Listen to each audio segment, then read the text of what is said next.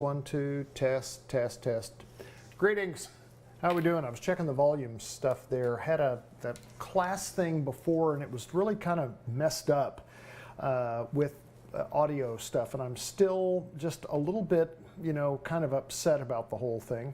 But anyway, the other thing that I failed to do is that I failed to start the broadcast here with the appropriate background. And that's just unacceptable. So yeah, there we go. Aloha. How we doing? Good to see you. Okay, multi-engine. We went over in class a brief overview of kind of the differences between multi-engine, and the majority of those differences being aerodynamic, of course. But we're going to start with systems. We're going to start with controls in Chapter 1. If you have not downloaded this book yet, then let's go ahead and get that done from ASA. And it's the multi-engine book. It's the new one, and I think I showed that to you. If not, let me know, and I'll tell you which one that you need to get. I think it's the only one. It's kind of their new version of that. So yeah, so that's what we're going to do, is start with the flight controls. Most of the flight controls and the systems are very similar to those that you learned with regard to single engine operations as opposed to multi. More redundancies with multi-engines, subtle differences with some of the controls, not so subtle differences with others.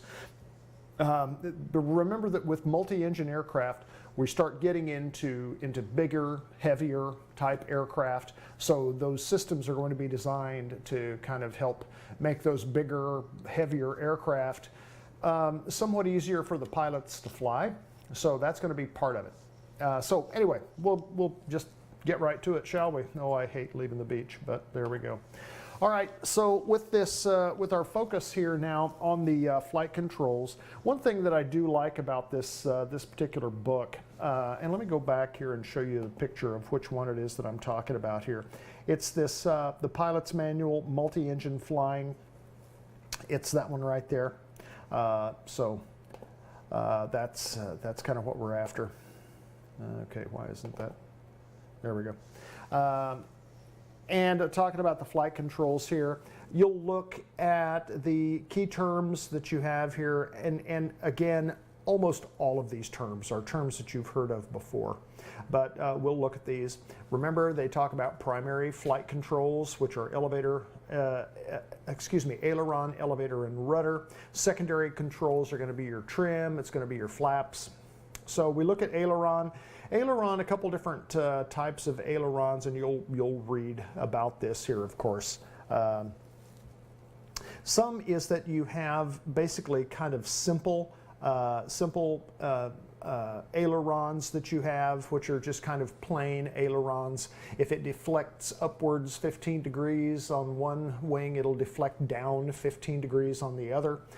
Then you have differential and freeze type of ailerons. Some other more complex multi-engine aircraft will have different types. For instance, the Mitsubishi, goodness, MU2, and that, by the way, is there's some other unique idiosyncrasies about that MU2 that make it a kind of an interesting twin, and it's one that my understanding is a real handful to fly in the event of an engine out. So I think they have a lot of mandatory pilot training that goes on annually with that aircraft, if memory serves. But I just happened to see them talk about it, and so I just wanted to let you know. So we look at these here. You can look, again, aileron, elevator, rudder. None of this stuff is any different with you here. So the one of the things about these the ailerons is one called the freeze type aileron. You'll notice that, for instance, in the Diamond, we'll talk about certain things in the Diamond that you'll have called adverse yaw, and what that means is that that when you have a particular aileron that as you're banking that aircraft, what will happen is that you're going to have You're going to have drag that's going to be created that kind of pulls the nose of that airplane opposite the way that you're wanting it to go. So, it'll start kind of turning the wrong direction as you want to turn it based on the drag that's created by that aileron. The freeze type aileron is designed to minimize that drag and create more balance with regard to banking the aircraft in these heavier airplanes. I have flown a couple of the multis that do have the freeze type ailerons, and the biggest thing about working the ailerons on those freeze type ailerons is not overworking your rudder, because you get so used to stepping on the ball, as it were, with those rudders. And with these aircraft, the balance is such that it doesn't require much rudder control at all to turn those, because of just the way that they operate, where you do not get that drag that gives you that adverse yaw that kind of tends to point the nose the opposite direction that you're wanting it to go. So it's they're really kind of fun, but you kind of tend, at least I did, to overwork the rudders initially with those things. But the reason that they do that is because the more balance that they can put in those things when everything is working normally, the easier it's going to be to handle that airplane should an engine quit. So that's one of the rationale for making these types of adjustments on these bigger, heavier twins. You can see here how this works between a regular, differential type of an aileron versus a freeze type aileron. Elevator and rudder, these are all pretty simple. When you're looking at this, the stabulator, you know what a stabulator is. Anti-servo tabs, we talked about these in the private and the instrument. Oh, here we go, a big nod to the University of North Dakota. Here, so you can look at these and you can see what they're talking about here. UND has kind of a big deal that they have with Piper Aircraft Company, and so that's why you're going to see a lot of the Piper aircraft here with this as well. The stabulator, you can look at this. Elevator trim, just kind of how all of those things work along with the anti-servo tabs. Tail design, you're either going to have an inline type of a horizontal stabilizer or stabulator, or you'll have a T-tail that tends to get that thing up and out of the slipstream. Pros and cons of each. Just remember that anything having to do with aircraft design is that if you get something over here on this side, it's going to cost you something over here on this other side. So with these, you can look at that here. Secondary flight controls, as we talked about, is that you've got flaps and you've got trim with those. Several different types of flaps that you have here. And we'll get to these where we talk about the different types of flaps here. This is kind of a split flap system here. This flap, not only does it give you, what you're looking for here in a flap, to create drag, but it also creates a lot of more braking action almost with this than some other types of flaps where you have just a simple flap. Because you really wind up getting a lot of turbulence back behind this thing. You have some flaps that are electrically driven. You have some flaps that are going to be manually engaged with those as well. So some will be done electrically and have others not be. So spoilers, you can look at these, and again, if you think about those, there are some forms of high drag devices that you have to try to just spoil the lift, slow the airplane down. Trim, these are going to be the things that we use, mostly elevator trim. We have elevator trim are going to be on most aircraft are going to have some form of elevator trim, because that's really the entry-level trim device is going to be what you have it for pitch. When you get into more high-performance, even singles, you'll have rudder trim on there. My 206 has rudder trim. on that. Most all of your multis are going to have rudder trim there, and then you get into some that will actually have aileron trim as well. So almost all will have elevator trim, and then the next most common is going to be with rudder trim, and then you have some that actually have aileron trim. When you're looking at the multi-engine flight controls, one of the things that you're going to find, and we talked about this in class, is that in some cases what you're going to find in the elevator is that you'll have you're going to have a feeling of a big heavy airplane a lot of times, and just the amount of pressure necessary, back pressure, to bring that nose up off the ground. A lot of the lightweight singles, they'll fly themselves off the ground. And with some of the multis, you basically have to yank that bad boy into the air. You've got to make it fly.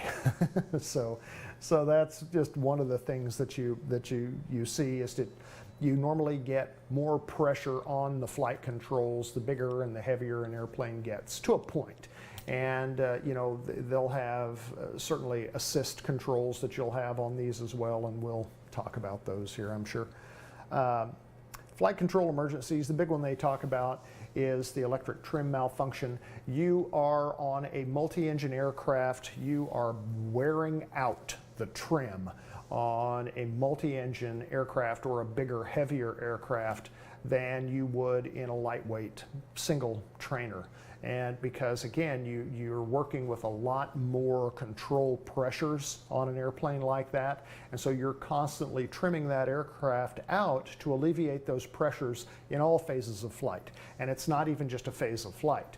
In those aircraft, you can be in the same phase of flight, but if you make even a slight power adjustment to that, you're retrimming. So it's almost a constant thing that you're doing, is where you're working with the trim. The trim comes in a couple forms. Some are going to be just the regular mechanical cable type trim, you know, where you move a wheel with that, and it's all just about, you know, direct linkage. Then you have those that are going to be servo type trim with electric trim that you have, that is primarily the electric trim is going to be on the yoke or the stick there to kind of help. And it's one thing that you can get away with not a whole lot of trimming in a lightweight single, but you're going to learn how to trim an airplane in a multi, because you're just constantly trimming those airplanes. Flight control failures. You can look at those, and a lot of them are going to be structural in nature, in the fact that you have something that gets jammed or caught, or a cable is broken with something. It's not real desirable to have any kind of a control failure in flight, certainly. It happens occasionally, but not a whole lot.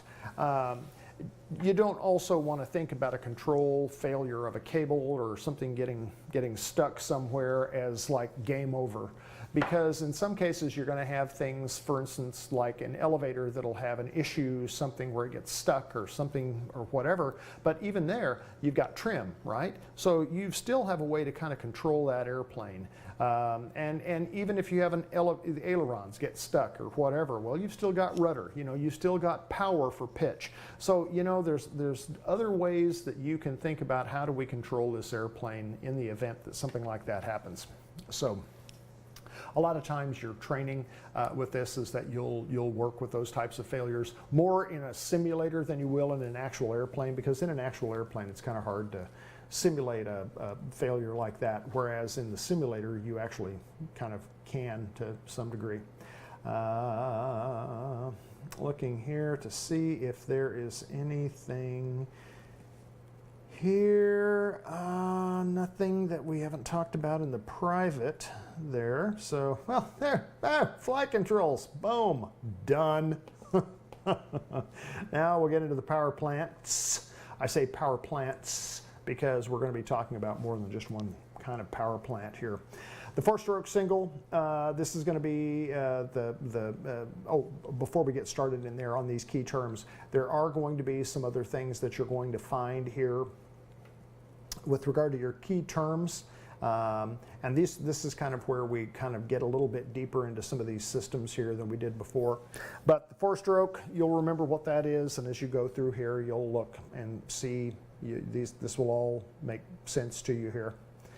Looking to see if there's anything here that is any different than what you've learned in years past. Not necessarily. So the engines, we talked about this briefly in our overview, is that normally rotating engines on a multi, they'll turn from the pilot's perspective to the right. The propeller, you'll see the propeller turning to the right. And in a counter-rotating is that you're going to see, this is kind of what happens. The Seminole, the Piper Seminole comes to mind here with regard to the type of rotation that you have here with this aircraft. So in this, in figure 2-2, you'll see which way that the propeller turns, and then you'll also see what that resulting torque is. So if you look at what's happening with that airplane, if you think about the number one engine over there turning, and you think about, okay, here's what's happening with this engine, and if you have both engines turning that have that resultant torque twisting that airplane to the left, you can see why when that critical engine fails, why it wants to kind of roll over on its back and have that right engine flip it over. But here when you have counter-rotating propellers and you have those turning correctly, which way they should turn. Then you'll see again with regard to our thrust vectors what happens, and also kind of countering some of that torque that you see there in normally rotating engines. We'll talk a lot more about that, by the way. Getting air into the engines, getting this induction air. One of the things that you're going to find a lot of times with these bigger twins is a more robust alternate air system that you'll have for these engines. Also turbocharging. Most of these multi-engine aircraft will have turbocharged engines, if not turboprop engines, which is a jet engine that has a propeller on it. The Piper Seminole, that's a smaller version of the Seneca.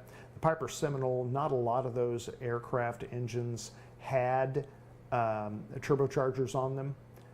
Their single engine service ceiling is about 5,000 feet below the field of Aspen. That's why we didn't get a Seminole, just so you know. Turbocharging. We talked about turbocharging here. This goes into the turbocharging a bit more with a little bit more detail. And just remember the biggest thing about turbocharging is that the limiting factor with a normally aspirated engine is going to be the fact that you can only pull in so many molecules unless you have something that kind of goes out there and sucks more in. And that's exactly what the turbocharger does. So the turbocharger is going to be a thing where you have turbochargers basically on each side of your engine. So each one of your manifolds will operate. So this side of the engine gets a turbocharger as well as this side, so that it pulls air into both sides of that engine, and therefore you got more molecules. And we know it's all about the molecule, right? And more molecules means more oxygen, and more oxygen means better combustion. So that's kind of what these turbochargers are all about, is for more performance, and it can give you sea level type performance up to a particular rating, somewhere in 16 to 17,000 feet. And after that, it begins to kind of bleed off some of that energy there, but it'll still take you up to 25, 27,000 feet. And that is a definite performance enhancer. Here's the illustration here of this turbocharger, and it's almost identical to the illustration that you had in your integrated book there as well. You can look at that and just see if there's anything going on there. Breaks down the parts of all of this stuff. The compressor, it's kind of got this thing, it takes this and increases the pressurization of that air. It's kind of like an impeller if you're looking at a water pump type of a thing. And that impeller is what they call the turbine there in there. and this wastegate. This is going to be that thing that kind of controls then, you know, what type of pressure is allowed in that engine. Sometimes these wastegates are operated manually. Sometimes they are, and by manually that means just by controlling the throttles on your aircraft engine. For instance, taking off in the Seneca, you'd go full power, but you wouldn't go full power. You'd have to get it up to a particular manifold pressure rating, and then you watch for this thing, this little light to come on for the overboost, and you'd pull that back until that light is off. And you're doing all of this while you're screaming down the runway and figuring out what your accelerate stop point is on that runway. And it's just like a real, you know, you get used to it. It's kind of a handful, but you're looking down at your RPM, and your RPM on both engines are down here below your right knee when you're taking off. And it's just like this real squirrely thing. And it's just, it was just, I didn't care for that at all, because the stuff that you're needing to look at in that particular configuration, you can't see it in a normal pilot position. And so it was just, you know, one of those things, I guess.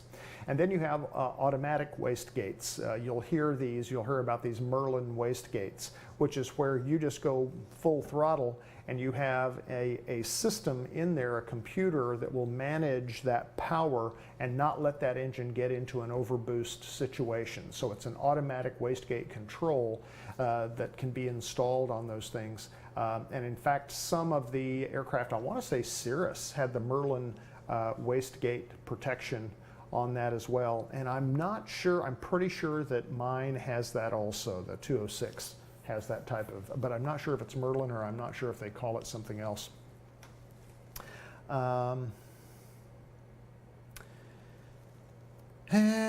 then we look here, manifold pressure. This is something that you're familiar with, certainly from the Diamond, in how manifold pressure works. Hang on.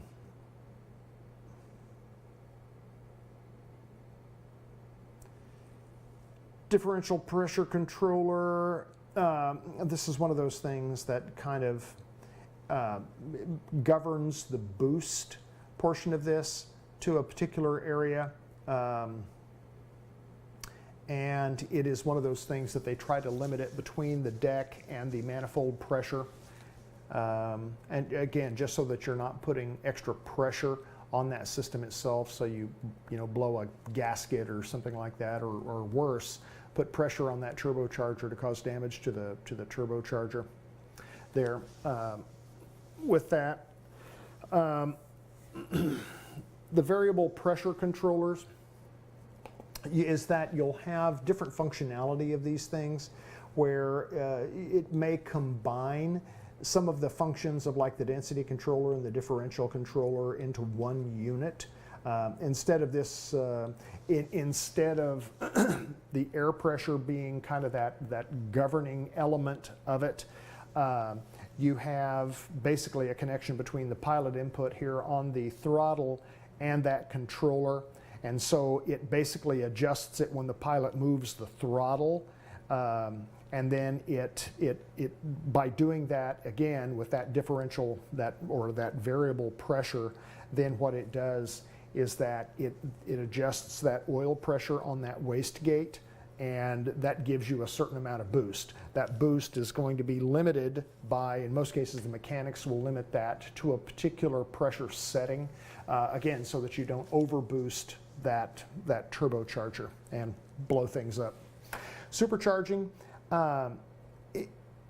It's kind of like turbocharging, but really kind of not really. And the difference is that a turbocharger is going to be an externally driven unit. And so the turbocharger itself is a separate system that does not necessarily count on the engine horsepower or the engine driving these pumps. They're driven externally. A supercharger will actually use engine power to then try to produce this additional boost. And so they're not as, they don't give you as much performance as a turbocharger may, because you're actually taking some of the engine power itself to run this supercharger. They've been around a long time. The superchargers, that's kind of what came along in World War II that allowed our fighters and bombers to climb higher there with the supercharging. So, and you can read about those. There are some, I don't know that I've ever actually seen a turbo supercharging system. I've never really seen one of these. I've heard about these where you have these, these combinations of turbocharging and supercharging, where you basically have not just a separate system with the turbocharge, but you're also using the engine output to operate a supercharger as well. I've never seen one, but it looks like it's a very complex system. Both of them requires their own separate compressors to do this. So again, the turbocharger is exhaust driven while the supercharger is engine driven.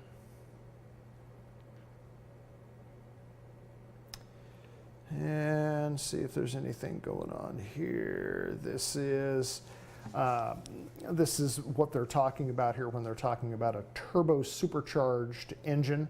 As I say, this is a pretty complex system here.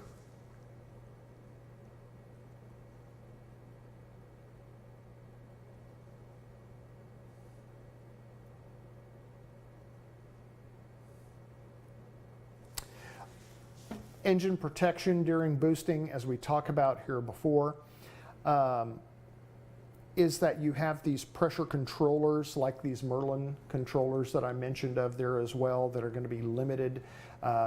Some of those are computer driven, some of them have preset limits mechanically to kind of keep them from overboosting or something. The older ones are kind of the preset. The newer ones clearly use computers to do that. Some of them will affect the rate at which the pressures can be built up. Some of them will have another way where they can just limit it to a particular percentage of what boost that you can develop there for those systems. So they're a little bit different, but that's kind of how they work there. Carburetors, we remember carburetors back from the day. It's kind of how do you get gas from the tank into the engine? Well, it goes through the gas line and it goes into this carburetor to be metered out to be sucked into the engine in a carbureted system. And those operate the same ways. You look at the old carbureted systems. Well, in this case, what they're doing is they're kind of showing you here, this is what a bolt-on carburetor may look like there, but it doesn't really tell you what the carburetor does or how it looks. I hope they have an illustration of it in here. Yes, look there. That looks familiar. So the carburetor systems, it's lovingly kind of like the old toilet bowl of getting gas into the engine. And this is going to be an illustration very much like the ones that you saw in your book before. Inlet air being pulled in here, and as that air gets sucked through this venturi, then it sucks this gasoline here through your discharge nozzle, and that pulls the fuel air mixture then into the various cylinders. The throttle body, the throttle butterfly valve, excuse me, that's the thing there that with your throttle you can open and close that valve there as well, kind of with your power settings on a fixed pitch propeller. The propensity that you have, the problems that you have here with these things are just icing. Carburetor icing can be a problem where you develop this icing here in this venturi, as well as icing here on the butterfly valve, and that of course can be a problem. Talks about the idling system here, how it's done. There's a needle there that is adjusted, or a jet that can be adjusted here on the side of that throttle valve, that then you can adjust that idle to a particular RPM. The mechanics do that for you. And then again, sometimes that jetting has to be reset at altitude. For instance, if your home base is, let's say it's a sea level airport, and then you're bringing your airplane out for an extended period of time to Aspen, let's say. Well, you may need to have that idle adjusted by a mechanic because of just the change in the altitude that you have. We used to do this in motorcycles all the time, and we used to have various jets that we would have to go in and replace if we operated these motorcycles at various altitudes, because we would actually lose the performance that we would have, even if we took our bikes for, if they were jetted for New Mexico, which is the house that I lived at in New Mexico. The last one that I had, it sat at 7,000 feet. So it's a lot of terrain is a little higher in and around Albuquerque than what people think.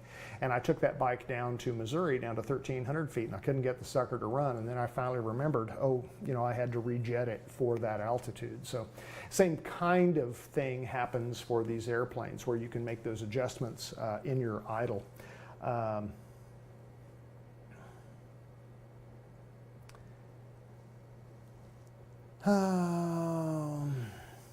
This portion right here, the power enrichment system, I was somewhat unfamiliar with that, but again, what it does is that it kind of enriches the fuel-air ratio there in full power, just to kind of give you a little bit more performance of that.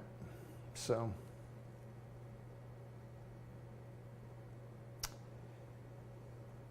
Carburetor, the accelerator pump, it's going to be that thing there. It's part of that discharge nozzle there. When you open that up in that open position, it kind of helps pull air through there to kind of make it not just quicker but also smoother, so that you don't get the coughing and choking that you'll hear sometimes if you're moving that throttle quickly.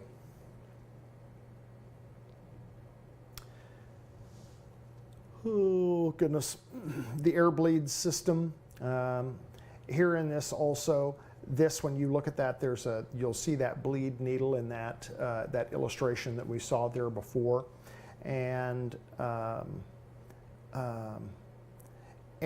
it kind of adjusts that air that sits in the float chamber over there to make sure that it gets the right amount of fuel to the discharge nozzle, so that you can, adjust it for altitude to a particular degree. We talk about here the disadvantages of carburetor engines, and all of these are all what we talk about here before, like those accelerator pumps, trying to keep that delay of the engine response in there. You can read this, but this is all talking about what we've talked about here before.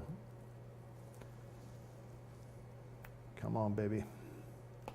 This thing doesn't move very fast. Carburetor heat. We understand the need for carburetor heat in a carbureted system to keep get that ice out of there. Fuel injection. That's basically all the cool kids have fuel injection. The fuel injection, that's the part there that it eliminates the carburetor, and it sprays the fuel directly into the cylinders, sprays it into the combustion chamber there as well. And so you have the intake valve that allows the air to be pulled into the cylinder, while at the end you have a nozzle that sprays fuel into the combustion chamber in the cylinder itself, to eliminate the need to have the fuel-air mixture come in together. In this case, the air and the fuel come in separately. They're all metered. It's all governed by a computer in most cases with these, and it almost eliminates any kind of icing issue there, but it doesn't necessarily eliminate it altogether. But it all comes in where your fuel comes into a manifold, and from that manifold the fuel is directed here into these fuel injectors, normally at the outside ends of your cylinders there, spraying it in directly into the top of your combustion chamber. Fuel pumps, you've got a couple different types of fuel pumps. You're going to have engine-driven fuel pumps, which those are going to be running anytime that the engine is running. In some cases, you're going to need something more than just those engine-driven pumps, where you may have an electric boost system on those pumps.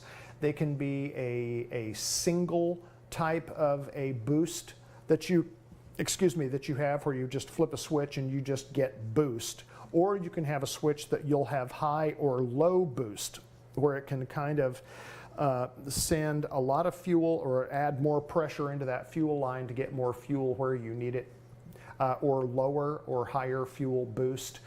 Some cases with higher altitude operations, some aircraft call for a boost pump to be turned on anytime you're above a certain pressure altitude, so that you don't get any kind of bubbling into those fuel lines as well.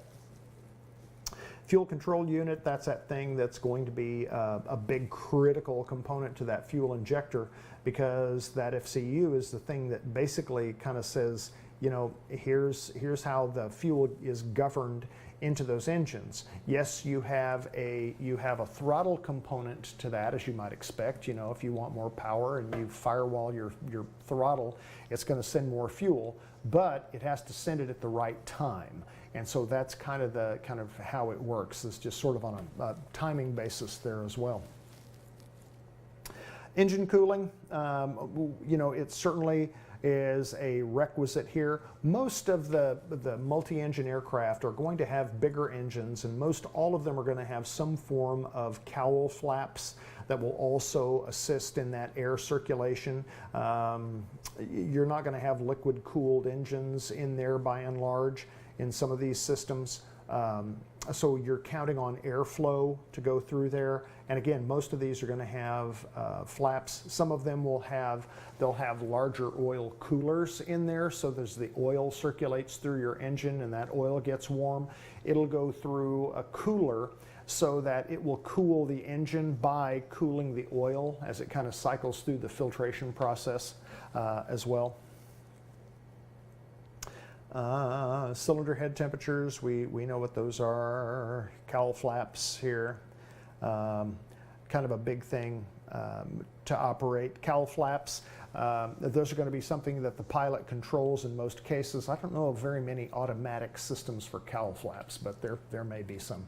And so those are the kind of things that are normally going to be open during takeoff and climb out when you're generating a lot of heat, because you're normally at a higher power setting. When you get into cruise, you start easing you start kind of closing those cowl flaps in cruise, kind of incrementally, because what you don't want to do is you don't want that engine to get too hot too quick. But it will cool things off, and you kind of keep regulate the temperature there by opening and closing those cowl flaps.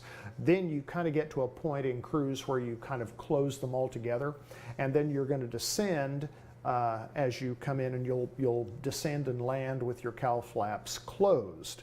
But if you have a balked landing, or you need a go around, one of the 5 C's that we talk about in a go around, which is cram it, climb it, clean it, cool it, call it. That cool it piece means open those cowl flaps again, because now you're at a high power setting and you want to do what you can to keep that engine from getting too hot. This was where we get into how we measure engine heat. Cylinder head temperatures, you're going to have a range that you have in your POH or your AFM that talks about where you want to keep your cylinder head temperatures during the various phases of operations. Exhaust gas temperatures, those are also going to be another thing that you're going to be monitoring to make sure that you keep your EGTs between a particular range.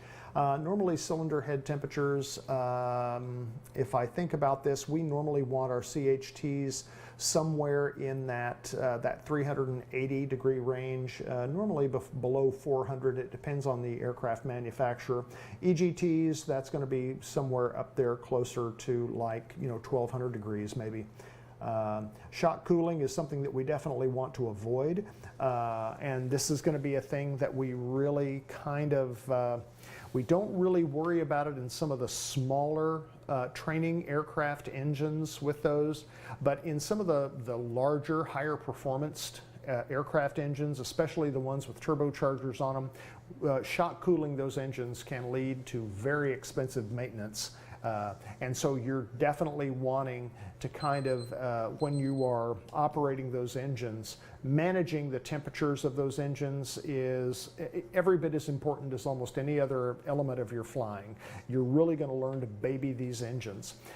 When you're descending, one of the things that you're doing is that you're coming from a cruise where you have maybe a higher power setting.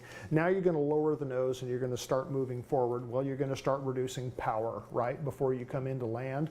Well, you just can't just chop the power like you would in a normally aspirated Lycoming IO360 M1A like we have in the Diamonds. The rule of thumb is that you want every minute you'll drop 1 inch of manifold pressure, and so every minute as you're kind of working that power out, you're gently easing that power back to a landing configuration power setting, and you have to plan for that just like you do with everything else. So not only are you planning for your descent, getting your plane set up for approach, all of that other stuff, but you're also governing the amount of throttle that you have in here and reducing that normally by 1 inch of manifold pressure every minute until you get that down where you're going. So like for instance, you could be cruising along at 30 inches of manifold pressure, you know, on a real high speed cruise kind of a thing, and normally you probably wouldn't. You'd be more in that 24 to 25 inch range. But then you're going to be coming into the traffic pattern at about 15 inches of manifold pressure. Well, you got to think about that. That's 10 minutes. That's 10 minutes to go from 25 to 15.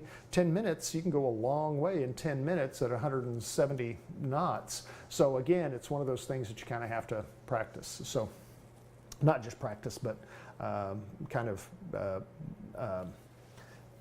plan for.